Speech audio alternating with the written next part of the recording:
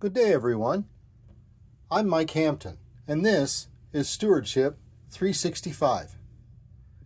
Traditionally, when we think about stewardship, we generally lump all of our gifts into one of three categories.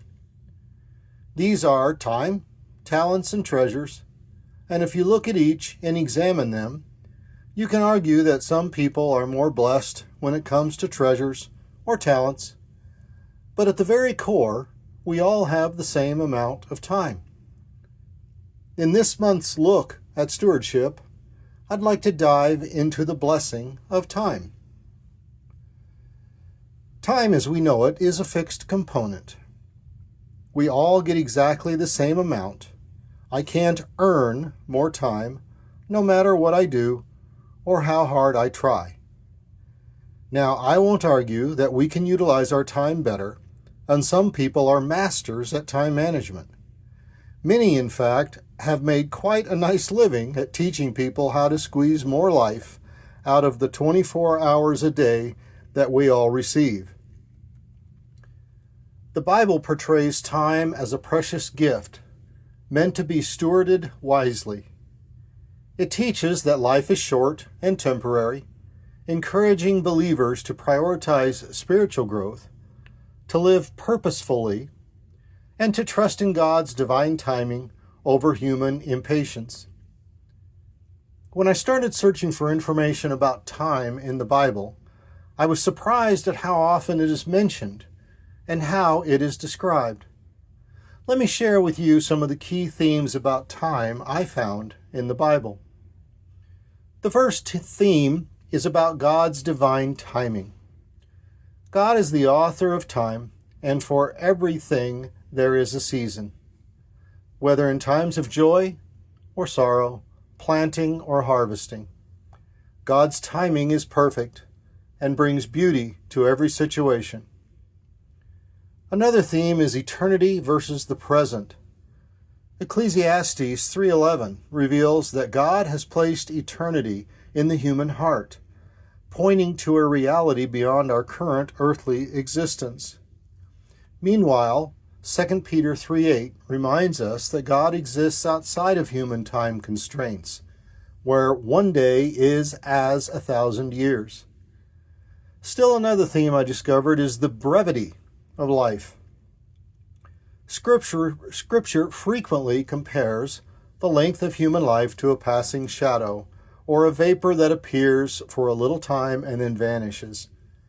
Passages like Psalms 90:12 urge readers to number our days, that we may gain a heart of wisdom.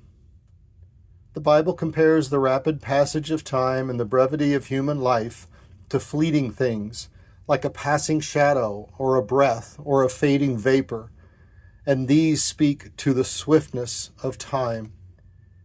Psalms 90 verse 4 says, "For 1,000 years in your sight are but as yesterday when it is past, or as a watch in the night." Psalms 144 verse 4 says, "Man is like a breath. His days are like a passing shadow." And in James 4 verse 14, "Yet you do not know what tomorrow will bring." What is your life? For you are a mist that appears for a little time and then vanishes.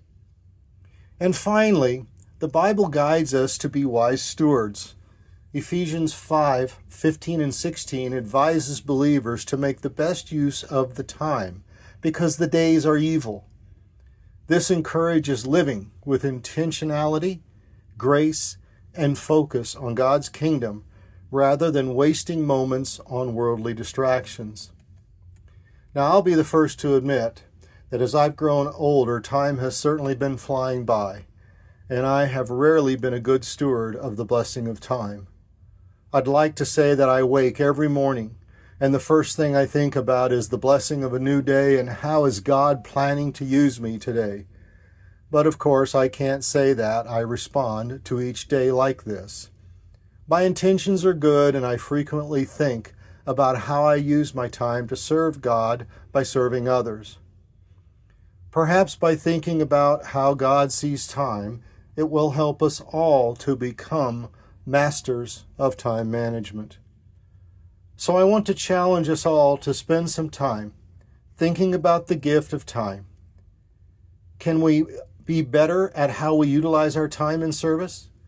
Is there a friend, neighbor, or fellow parishioner that could use a bit of our time to just sit and visit?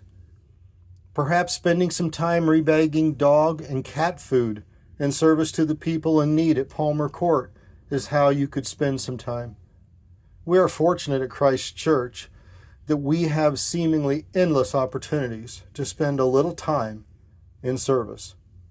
Life is busy, this we know for sure, but there are many times when we allow the noise and busyness of earthly life to eat into our 24. With God's help, I think I can sort out the important from the unimportant and free up some of my 24. Hopefully you can too.